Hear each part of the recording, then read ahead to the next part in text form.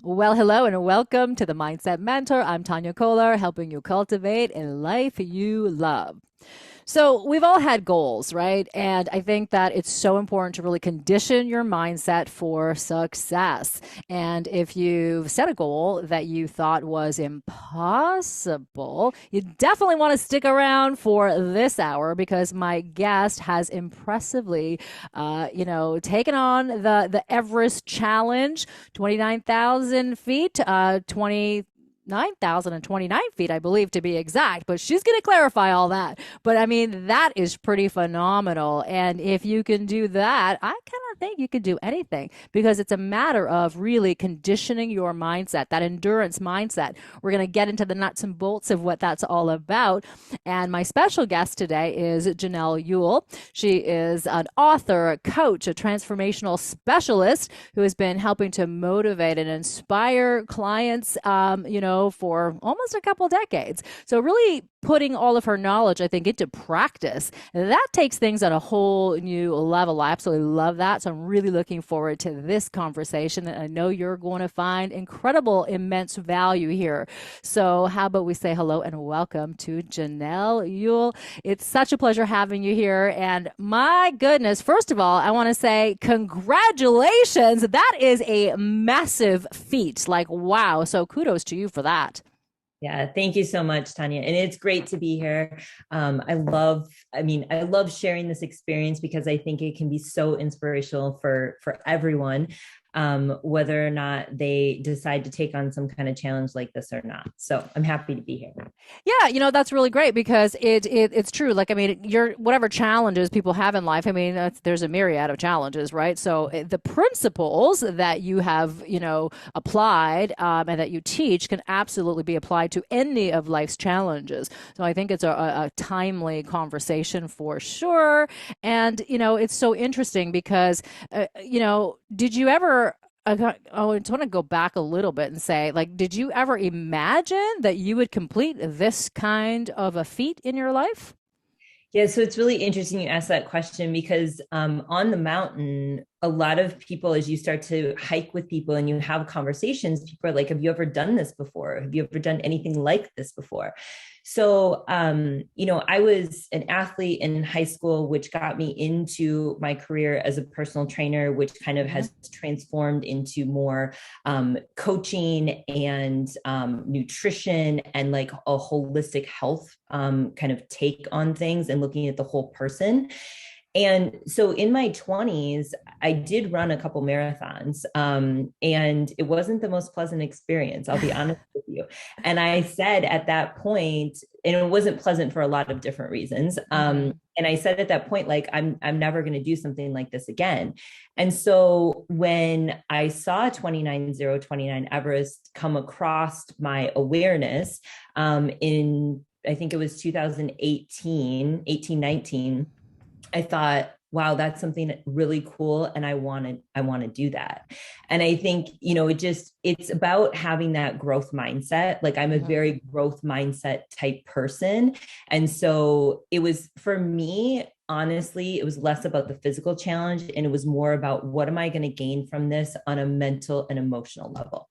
Yeah. Oh my God, that's so good because there's so much to be gained, on the mental aspect. I mean, it's going to be life altering, right? Yeah. And principles and things that you've learned that will, be with you throughout your journey. And I think it's so important to recognize that where we are in our life, that yeah, you have to have that growth mindset. It's so essential to living a life that you love, to being your best self. And you did a marathon and you thought, well, hey, that was, or a couple, I believe you said, Yeah. it wasn't a great experience, but yet here you actually, did this incredible challenge and, you didn't let your past sort of define you. And I think that's where people really get tripped up in life, is that they look at their past and they think, well, this is what happened to me before, or this is the experience that I had, and they don't want to have that again. So they just shut the door and close off all opportunity even if something feels a little bit close to that,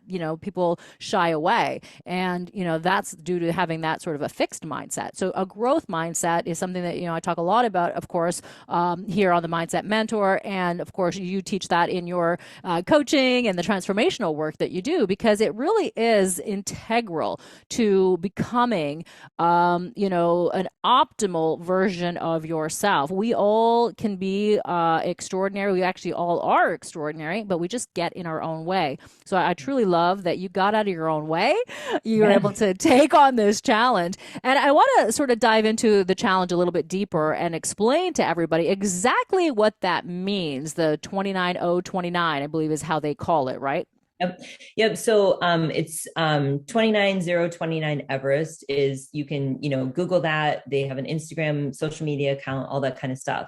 And so basically what it is you have 36 hours. So it's a timed event. They rent out a mountain. They do this in a couple different locations. The location that I did in August was in Utah. It was in Ogden, Utah. The resort was called Snow Basin. And you, depending on the height of the mountain, depends on how many ascents you need to do in order to have gained the elevation of 29,029 feet, which is the equivalent of Mount Everest.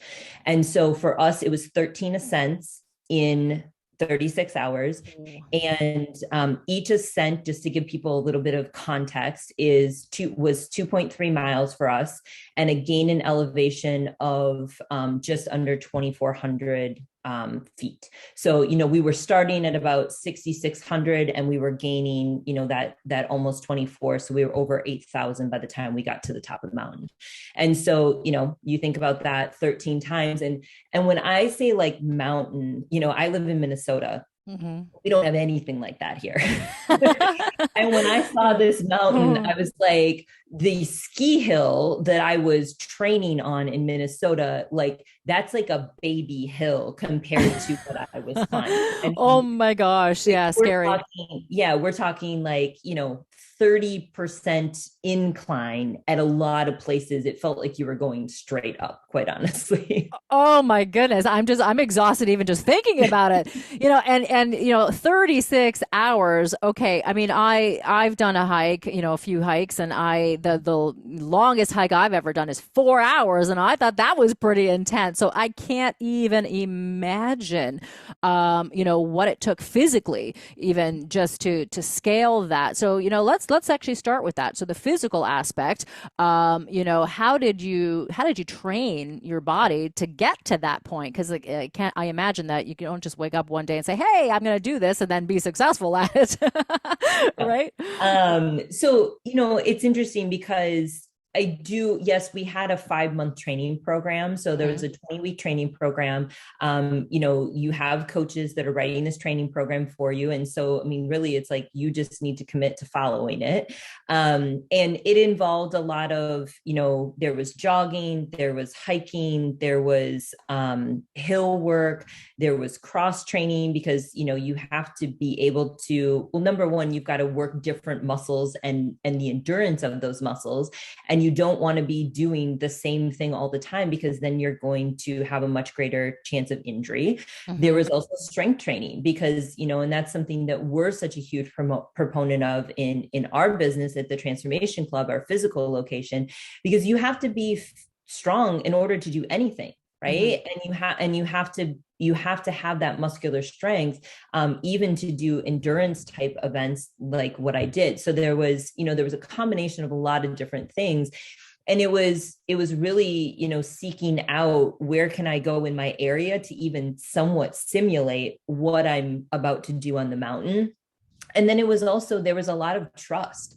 There was a trusting of the process. There was a trusting of the coaching. There was a trusting of my body, because, there was a lot of times, and I think we all can fall into this in a lot of different areas, where we think, well, how am I possibly going to be able to do this? And is this really, am I doing enough? Like, we always think more is better. And that isn't necessarily the case, right? I always say more isn't necessarily better. Better is better, right? Like, what's going to get you to your goal? And so, it was a lot of 5 to sometimes 7 day training, days of the week. There were sessions, the longest session we did was a 10-hour session. Mm-hmm. So there was some really long days. If anybody's ever done even a marathon, you have your long run days. And yet, you could still question, well, 10 hours, but you went for 36. And you have to remember that when you're in it, you have a different level of adrenaline. You have a different, like adrenaline can take you a long way. Like adrenaline will have lifted up cars, if they've needed to because of adrenaline, right? And when you're doing it with so many other people, I mean, there's 276 participants plus all the coaches and the volunteers, and just the energy of the event will take you so much further than you ever thought you could go. Yeah, that really highlights the effort of teamwork, and having each other's backs and being part of a tribe, right? All with the same goal and wanting to see others succeed as well, right? It's not about, who's going to be the number one. It's really that competition for yourself on the challenge of, making that dream come to life, right? Making what seems impossible possible. And that's really exciting. I think that's so important, when we just even live our daily lives, the things that we, say yes to.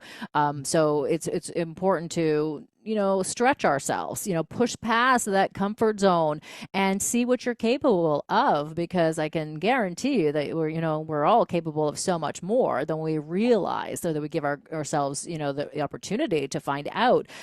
So it's really nice to be able to challenge that. So physically, 36 hours, scaling that amount of feet, cumulatively, that must have been physically draining on the body. So let's talk a little bit about that, and then we'll, get into the mental practices that you use to, continue when it got tough, because no doubt things got tough.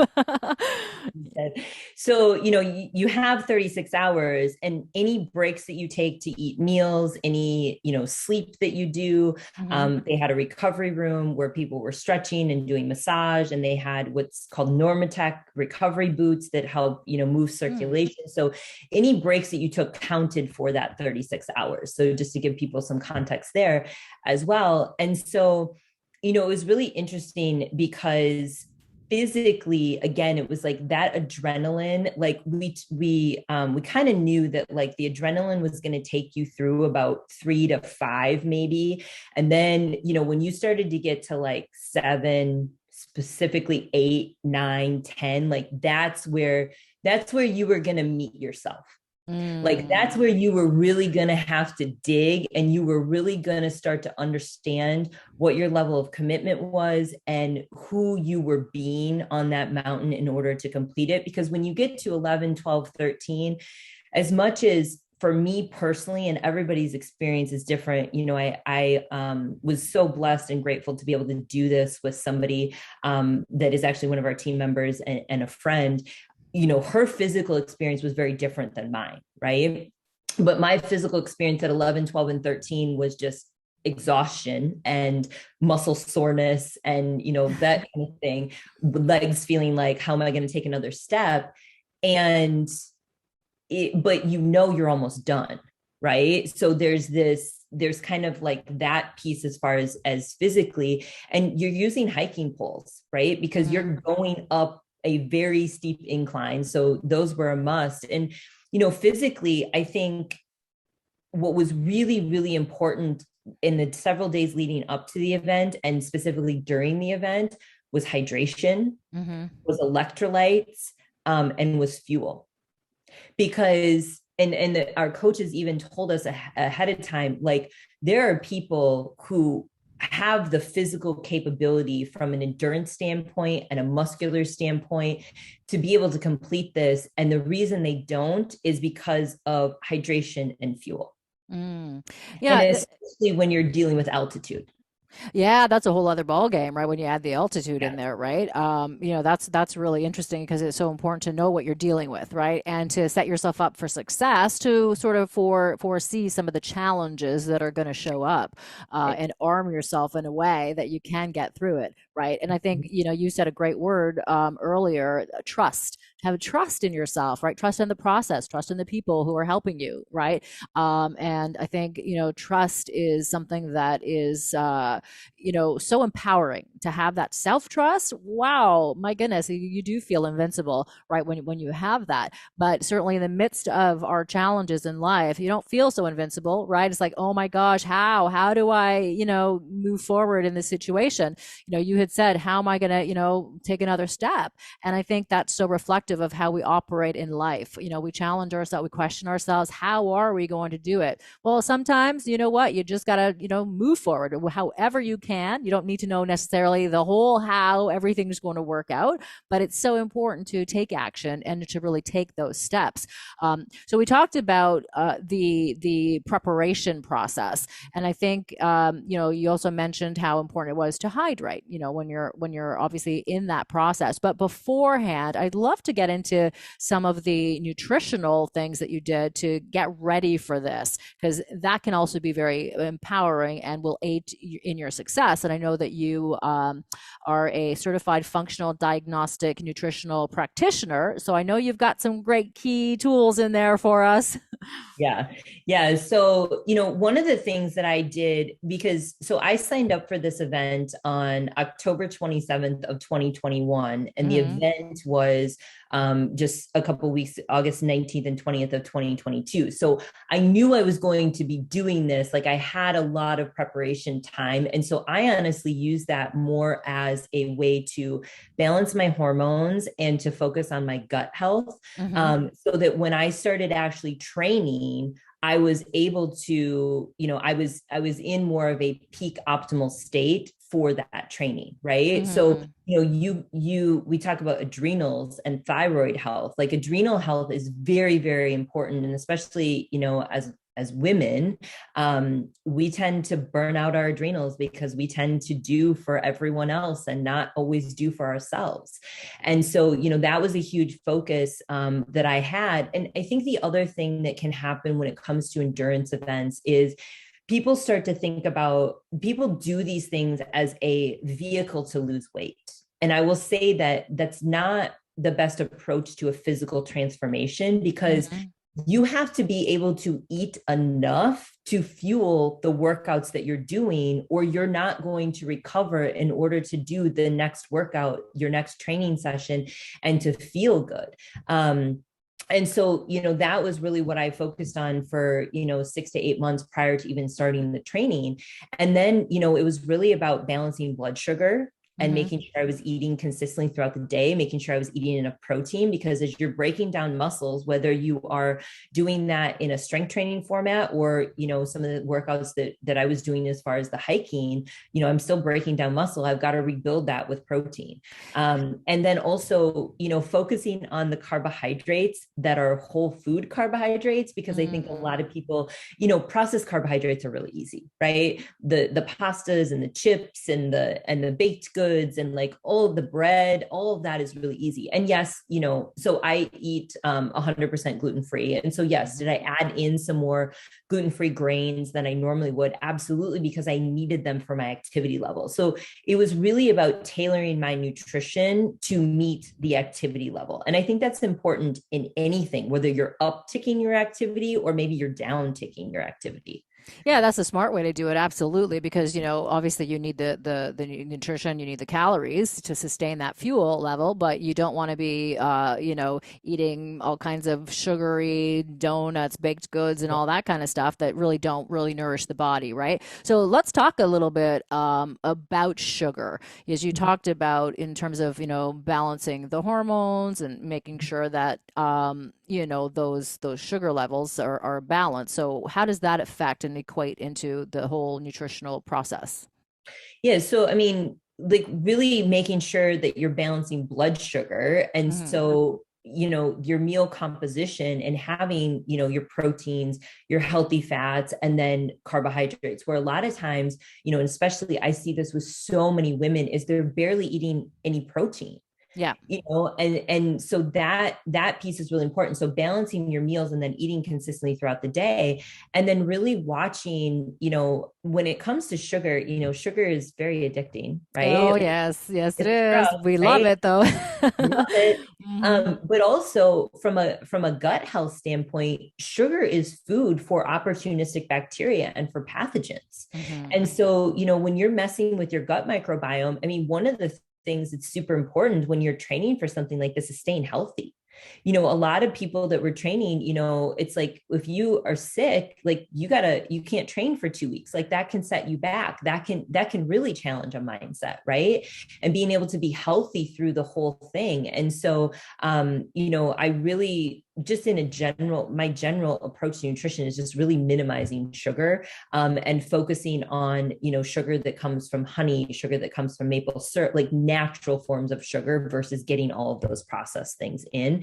And Hmm. yes, did I need to do, more kind of energy bars and things like that? I did, but I really tried to look at the ingredients. And, it was like when we were done, people would think, oh, like, it was so great that you got to eat all this stuff. And I was like, you know what, I'm really kind of ready to go back to eating more whole foods and not having to use these things because I don't need to anymore. Yeah, it's important to I really understand the body and what the body needs at the particular time, right? So, that is important. Obviously, protein in that case, you definitely need that, a lot of protein, right? More so. But, as you say, sugar is so addictive. I remember watching a documentary and I was horrified to see that there was an experiment that they did with mice, and they for 30 days they fed the mice sugar, and for another 30 days they fed the mice cocaine, two Mhm. highly addictive substances, right? And at the end of the experiment, they had both the sugar and the cocaine, and all of the mice went for the sugar instead. So they were more addicted to the sugar than they were to cocaine. And I just thought, oh my gosh, that's so crazy, because sugar is in so many things that you kind of would have no idea. For me, when I started to do the research, I thought, oh my God, it's in everything. It's in your Yeah. bread, it's in your pastas, it's everywhere, right? And it's kind of shocking. But I think that when we eat more sugar, or when we eat sugar, the body craves more. Right. So I Right. love your idea of go to the natural sources of sugar so that we can sort of feed that craving, but stave off the rest of the bad sort of cravings if we can. Yeah. And using, summertime, I'm a big proponent of also eating seasonally, right? So in Hmm. summertime, fruit is much more abundant. And so I was using more fruit as carbohydrate sources, than I typically would, just because my activity levels were so much higher. Yeah, nature's candy, right? Sounds Right. good to Yeah. me, right? All right, so we're going to take a short break here on the Mindset Mentor. So stay tuned, everyone. We're going to be back with Janelle Yule, who is sharing an incredible journey of, mental endurance. And actually, not just mental, it's physical, emotional, all of that, combined. But it's so key because we all have goals that we want to achieve. And it doesn't matter what your goals are. You don't need to be scaling, 29,000 feet plus like Janelle did. Whatever your goal is, it's so important to have purpose, to have that vision, but also to have the smart tools to get you there, and certainly to prime your mindset. So more priming when we come back after this. Hello and welcome back to the Mindset Mentor. I'm Tania Kolar. My special guest today is Janelle Yule. She's an author, coach, she's a transformational specialist, and she's really helping us out with our mindset today. We're focusing on an endurance mindset, and not just mindset, but the physical aspect of that. She just recently has taken on the Everest Challenge, which is pretty amazing. If you haven't heard of it, I would definitely suggest that you have a look online. So 29029. So that's scaling 29,000 plus feet that replicates the experience of actually climbing Mount Everest. Now, I know that might seem like an impossible goal to a lot of people. And, I think even some small goals that we believe are impossible. But this is the show about helping you really to reach your full potential, to optimize your mindset, and know that you can do it. And you may be also thinking, hey, listen, I would would never want to scale, that many feet, and that's okay too. But the principles behind what it takes to actually complete that mission, is our key principles that you're going to use forever. So stay tuned. And how about we actually just continue the conversation and welcome back Janelle. Janelle, it's a pleasure to have you here. I'm loving this conversation. It's so interesting, to hear what you went through, and just to even, I think to, get online and to submit your name in for the challenge, I think must have been pretty exciting. And let's delve into the experience and what it felt like for you being in that challenge. Yeah. So, I think ignorance was bliss in a lot of ways when it came to this, because I had never seen the mountain before. I had actually never been to Utah before the event. And so, we got into Utah a couple days before just to start to acclimate to the altitude, because I live in Minnesota.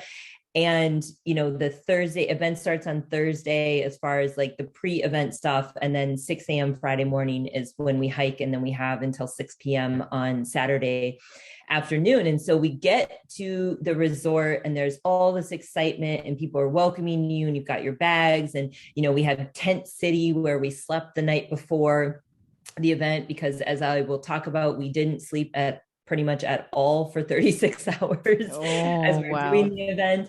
And there's all this excitement, but then I turn and I look and I see this mountain and I was like, oh my gosh.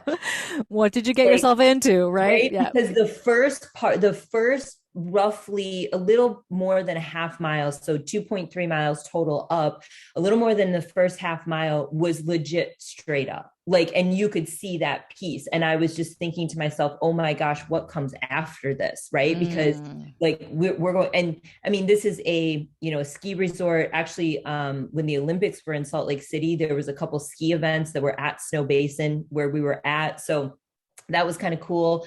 And I'm just thinking to myself, oh my gosh. And you have to really, at this point, I had to really just be present, right? I had to go, what am I focused on right now? Well, I'm focused on, let me go down to the tent. Let me start to get gear ready. We've got speakers coming up. Let me get lunch, because otherwise I could have allowed my mind to just run away with, how the heck am I going to do this starting tomorrow morning? Right. Yeah, the inner critic, right? That starts to really overact. Yeah. Like you live in Minnesota, you have never trained on something like this. You're not going to be able to do it. You're not, one of the mindset shifts that I really needed to change very early on in the process is someone asked me the question, well, are you when I shared with them what I was doing, they said, well, are you an endurance athlete? And my response was no. And I went, whoa, wait a second. What are you telling yourself? And so that was one of the changes I made, was I am an endurance athlete, because I knew that was the identity that I needed to have in order to be successful for this. I love that. Our identity is so important, sometimes in propelling us forward or in keeping us stuck. Right. Yeah. So good to define it. Right. And realizing you will never outperform your identity. Mm-hmm. And so, that was something that I really had to change. So, fast forward and we start the event, and, it was amazing. And I'll share just like a couple key kind of turning points, because I think that this can be really helpful for people, because you may be able to look back on a couple key turning points that you've had. And as you continue to have experiences in life, you have these moments where you get to decide. And sometimes those decisions will change how you view yourself, and they will change what you're able to experience in life. And so, for me, Ascent 3, so we had 13 ascents in order to achieve the 29,029 feet. Ascent 3, we get to aid station 1. So we had 2 aid stations on the way up the mountain, and then one at the top, one at the bottom. And I stopped and I got some water, and I was like, oh my gosh, I thought I was going to pass out. I was super dizzy. I was just like, and if anybody's ever experienced this, you kind of feel it like coming from your feet. You're like, oh my gosh, like I'm going down. Right. And at that point, I'm not sure. I think it was a combination of things, right? I think it was starting to heat up. Like we were starting to get to the point where it was starting to warm up for the day. It was also, I think the altitude was starting to like there, that was playing into it somehow. And I also think that it was getting to the point where the adrenaline and kind of that like burst that I had experienced the first couple of ascents I was starting to come down off of that. Mm-hmm. And I didn't say anything. And I just was like, I'm like, focus on your breath. And I really slowed down my breathing. And your breath is one of the most powerful tools you have, and you have access to it at any moment in time. Yet we don't use it. And so really just, I took some really deep inhales, some really deep exhales. And one of the things I said to myself was, you're okay. You're okay. And I just kept repeating to myself, you're okay. And my partner who I was climbing with was like, are you ready to go? After we got some water and some food. And I was like, yep, let's go. And I didn't feel like going. I didn't feel like climbing, but I was just like, you're okay. And I think the huge thing that I experienced was, it's not your body that you have to convince, it's actually your mind, and your body will follow your mind. And and we experience this sometimes if we're getting really worked up and we're experiencing a lot of anxiety and we're really, we're worried about something. And it's like, just come back and get to your breath and remind your body, like, I'm okay. Because most often we're not in physical danger, right? There's a difference between fear, like the fear of, am I going to be able to do this? Or the fear of something happening, versus danger. We hope that we're not in physical danger where someone's chasing us or, something like that. But we equate the danger and the fear together, and we think it means don't do it, or we think it means we're not going to be able to complete it, or we need to stop. And so, on Ascent 3, that was really where I had to start to turn that self-talk, and I had to really be aware of it, because I started to go, if I feel like this on Ascent 3, how am I going to do 10 more? Like, how am I going to feel? Like, my body's already talking to me. Like, what? And it was just this, and I was like, nope, I get to choose what I'm thinking here. And that was a huge turning point for me. So powerful, absolutely. We always have a choice, right? And when the physical body breaks down, the mental state can take over and carry us through to the next level. So really interesting, experience that you had. So you got that far. You had a partner. So I want to kind of talk about that. Having a partner, did you find that was helpful in also taking you forward, or did you feel hindered by having a partner?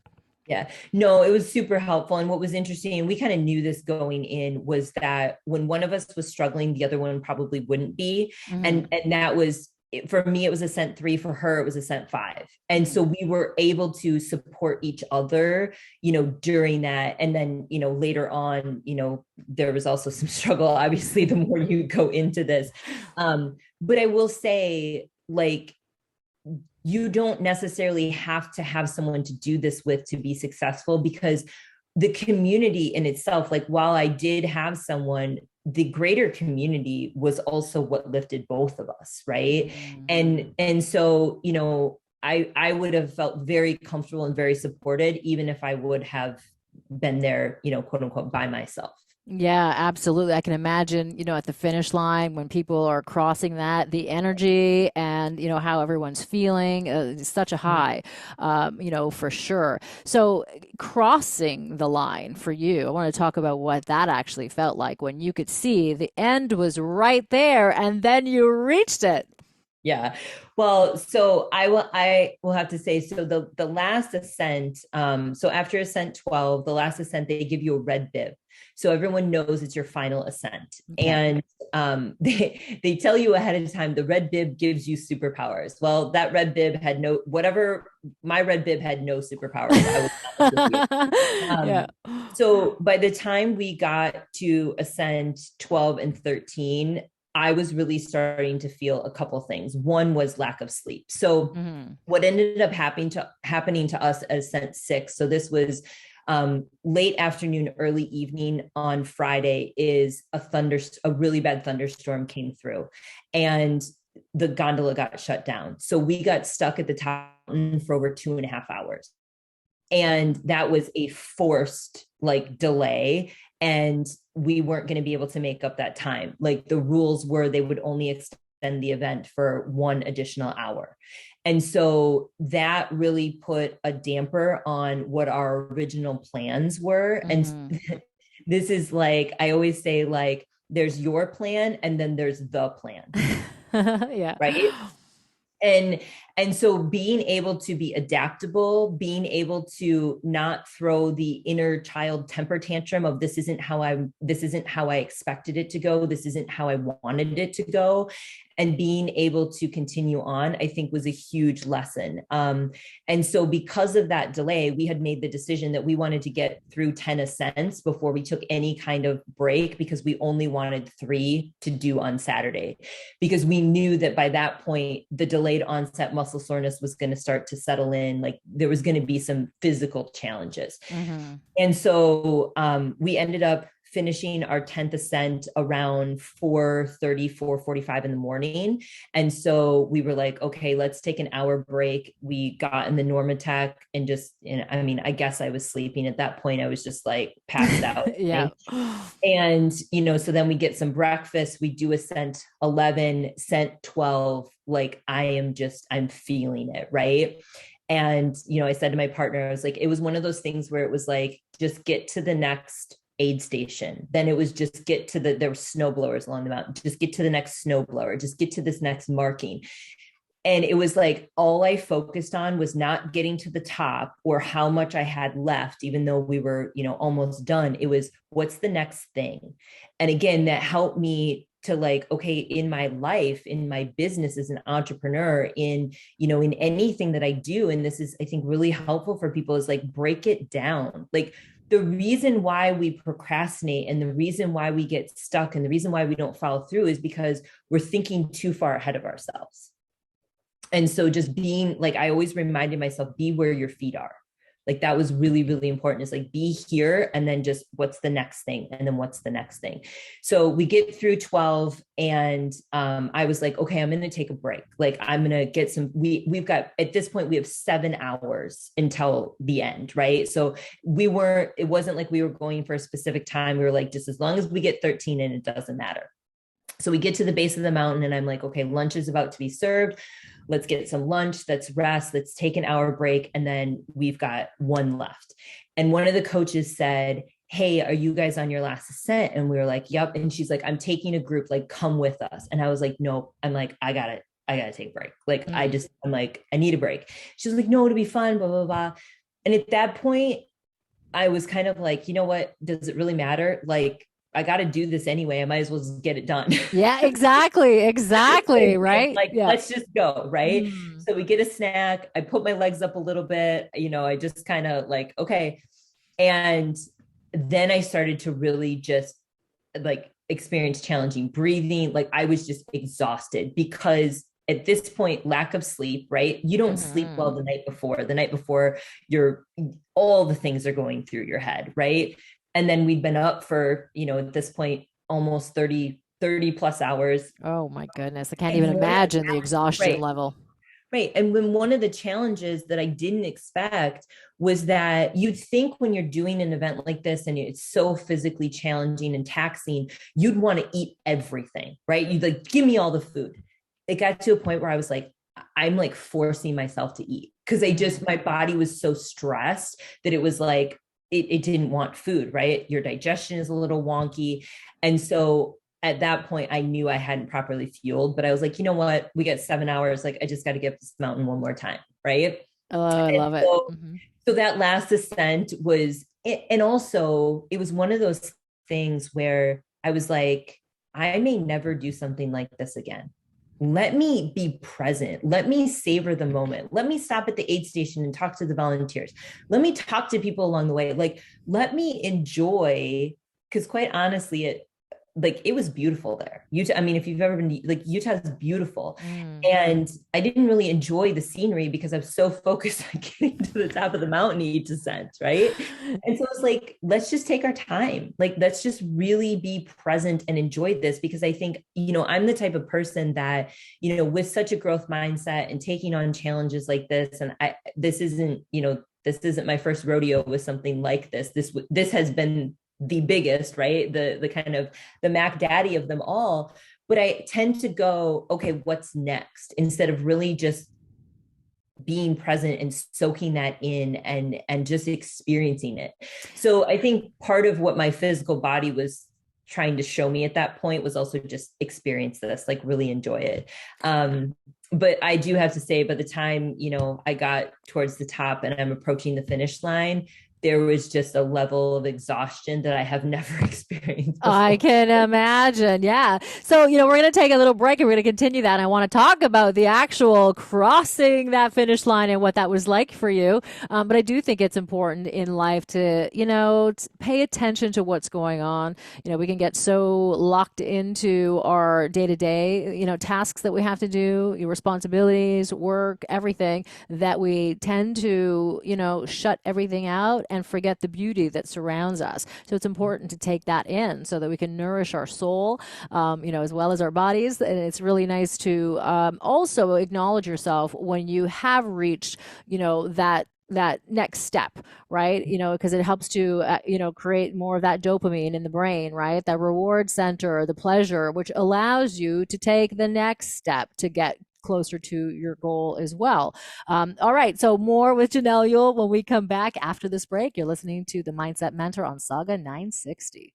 All right, welcome back to the Mindset Mentor. I'm Tania Kolar, helping you live your best life. So today we're talking about an endurance mindset, and my special guest today has taken on the Everest Challenge, the 29029. So that is scaling about 29,000 feet plus to simulate the experience of actually climbing Mount Everest. So I mean, this is physically exhausting, mentally exhausting. Everything combined, challenging. And it's so interesting because I think that it really brings out and highlights what's inside when you stress yourself and you push yourself to that level. So Janelle, it's such a pleasure to hear your experience. And just before we took a break, you were talking, about getting close to that next. You did the 12th ascent, and you're on to the last one, and you felt like your superpowers were not there. And I want to talk about that experience of, getting to that point. Now, did you ever at any point while you're on that last ascent think to yourself that you weren't going to be able to complete the challenge? No, no. And I'll Yes. be honest with you. Yeah. People ask me afterwards, like, at any point, did you want to quit? And I was like, no, it was because the decision was already made prior to starting that I was going to complete it. And I think that's a really important thing for people is it wasn't a question of if, it was just a question of maybe, it was a question of how long was it going to take me? Was it going to take me 30 hours? Was it going to take me 32? Was it going to take me 35 hours and 30 minutes? Right. Mm-hmm, Like mm-hmm. it was never a question of if, it was just like, when will it happen? So, the decision had already been made. And we had 7 hours to complete the last ascent. Yeah. So, like, So, and typically, how long would it take you to complete one ascent? yeah, so that's a great question. So anywhere from our fastest one was about 75 minutes, and then our longest one was 2.5, 2:45, which was our last one. Oh, got it. So Mm-hmm. anywhere in between, I would say on average, it was taking us probably about 90 to 110 minutes to Mm-hmm. complete. Awesome, awesome. But it's still so impressive, even just that last leg, right? And to say, okay, well, I have this many hours, but let's Yeah. get it done. Let's just get it done, stay focused, get the job done so that you can reap the rewards after. Right? Yeah. It's that, you go for the long term gain for sure. So I want to talk about what it was like navigating the terrain, because I know you mentioned that at one point you were sort of held up a little bit due to a rainstorm. So what was the Mhm. terrain like navigating, through? Yeah, so it's interesting because I wasn't expecting the terrain to be as rocky as it was. And honestly, the rain helped and kind of sandy in a lot of places. And the rain helped to pack some of that down. And, Mm, one of the other participants had done a couple of the other mountains, and he said that the snow basin was actually the most challenging because of the terrain, which I thought was a really interesting comment for him to make. And I talked about, being delayed, at the top of the mountain because the gondola got shut down for an extended period of time. But we also, in the middle of the night, got delayed again because of another thunderstorm that came through. So it was like this just double whammy. And honestly, we hiked through the night. We did Ascent 8, 9, and 10, through the night. And night hiking was actually one of my favorites because we had headlamps. There was no light anywhere. We had headlamps, and you could only see a foot in front of you. And if you had people around you, you could obviously see a little bit more because of their headlamps. But that was just such a just focus on where I'm at versus like being able to getting overwhelmed by looking too far in front of you, and just being able to kind of go within, right? Like it's dark, it's quiet, and even when we were hiking with a group of people, it's 2 o'clock in the morning, everyone's exhausted and no one was talking but you just felt that comfort of like other people are around me, even though I'm able to be with myself right now. Yeah, I love that. Now, did you ever experience, in those moments where you'd have some thoughts come up about other things in life that needed to be sort of dealt with that were suppressed in the body that maybe decided to shed light in that moment? Yeah, I didn't. The what was going on in my mind, anything that was happening in my mind was more about doubt. At first, like I shared earlier about Ascent 3, like doubting, like, how am I going to be able to do 10 more of these? Mm-hmm. Or there was some like my mind started to focus on all the physical sensations, right? Especially as the muscles get really sore, the legs start to feel heavier. And so it was like, okay, well, your brain wants to go to your legs because it's being even more challenging to lift your leg and do these ascents and make this climb, but your hands feel fine. Why can't you focus on your hands right now? Right. Mm. And so I would move my attention. But when you're doing something like that, like I was like, there is nothing else in my, like, it was like those 36 hours, it was all about that. And I did keep telling myself, my only job for 36 hours is to put one foot in front of the other. So Mm-hmm. anytime I started thinking about something else, it was like, no, my job right now is put one foot in front of the other. It's very simple if I allow it to be. Yeah, you want to be on your own side, Yeah. absolutely, right? Be your own cheerleader. So, what and how did you and your partner celebrate when you actually crossed the line and you completed this task, major Yeah. task? Yeah. Well, the big thing, so the big thing with 29029 is the red hat.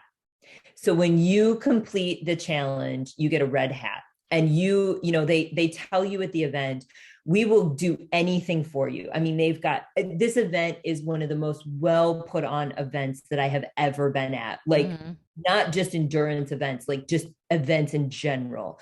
And I've been to a lot of different, mastermind groups, just lots of different types of events. It was so well put on. They were like, we will do anything for you. We will get you whatever food you want. We'll make sure you have all your snacks, all your water. We'll stretch you. We'll do everything. We will not give you a red hat. You have to earn it.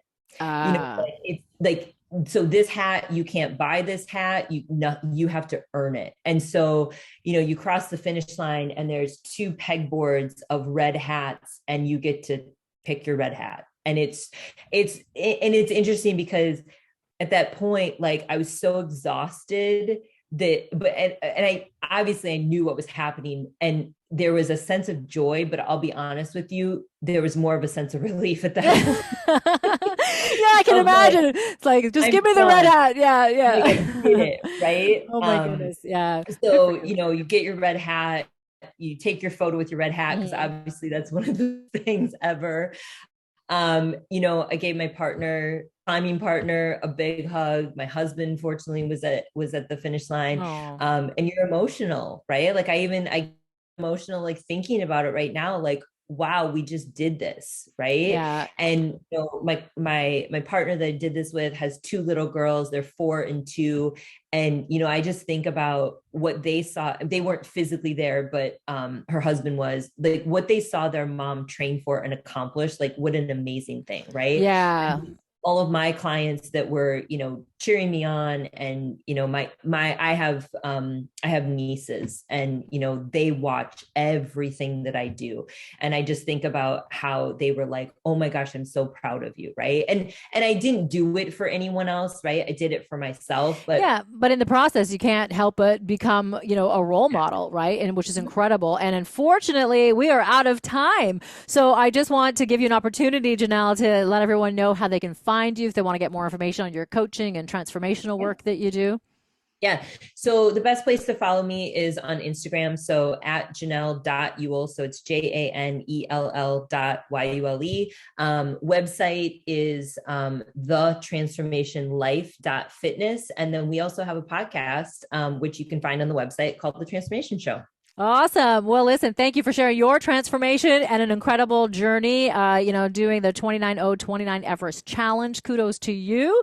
Incredible work and conditioning your mindset. I know before, after, and certainly during the event was key for you.